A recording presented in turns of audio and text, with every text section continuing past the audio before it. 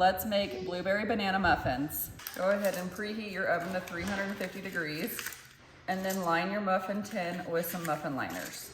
The other thing I like to do is just lightly spray my muffin liners with some nonstick cooking spray so they come out easier. And then set that aside. Next, grab a small bowl, add 1 cup of oats, a half a cup of whole wheat flour, 4 tablespoons of flaxseed, 2 teaspoons of baking powder, half a teaspoon of salt, 1 teaspoon of cinnamon, and then go ahead and mix all this together.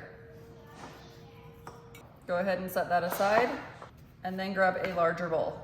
Add 2 bananas to your bowl. Go ahead and mash them up.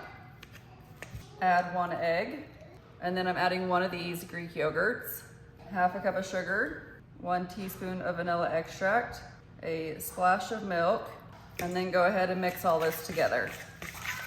Go ahead and add your dry ingredients in, and then mix this together.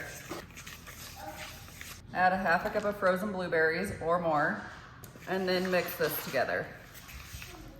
Go ahead and get your muffin pan back out, and then I like to use an ice cream scoop to scoop it into the muffin tin.